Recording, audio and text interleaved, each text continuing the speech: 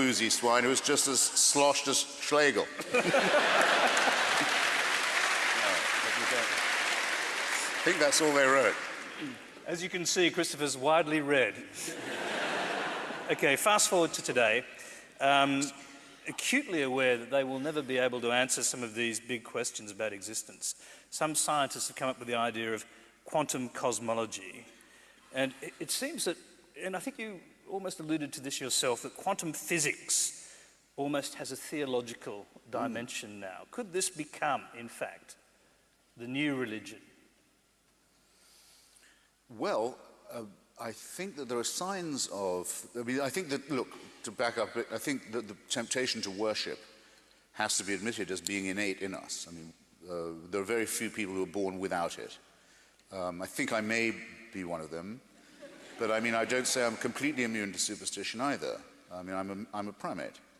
I think for that reason, I don't think religion is eradicable, or that it would be desirable if it could be eradicated. I think it needs to be, if you like, domesticated, brought under control. That very quotation from Marx that I used in his critique of Hegel shows that he understands that this is a product of the human soul, if you wish, or human personality. It's not just the result of unresolved material contradictions. Thus, it's been folly for any communist regime to try and put it down, to put that shortly.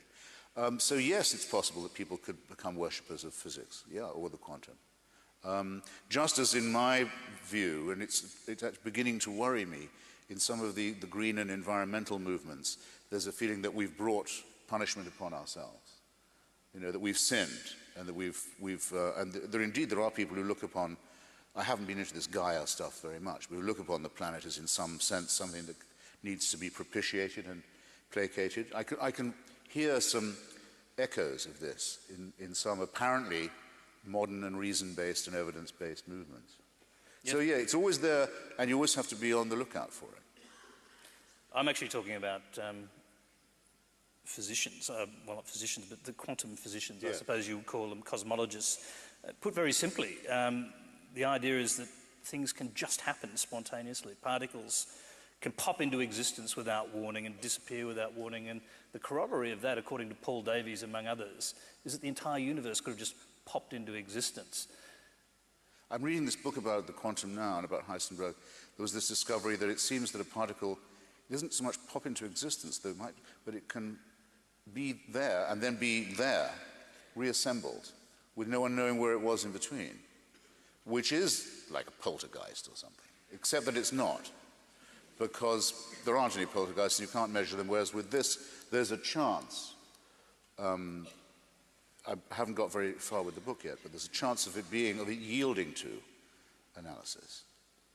It's certainly the only method we have had any luck with in the past.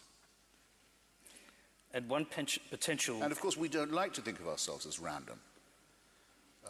It's not in us to feel that we're just an accident, any more than we can picture our own extinction, let alone the extinction of our whole species. But it has to be faced. It's no good saying, because that thought is depressing, we should banish it in favor of something more uplifting.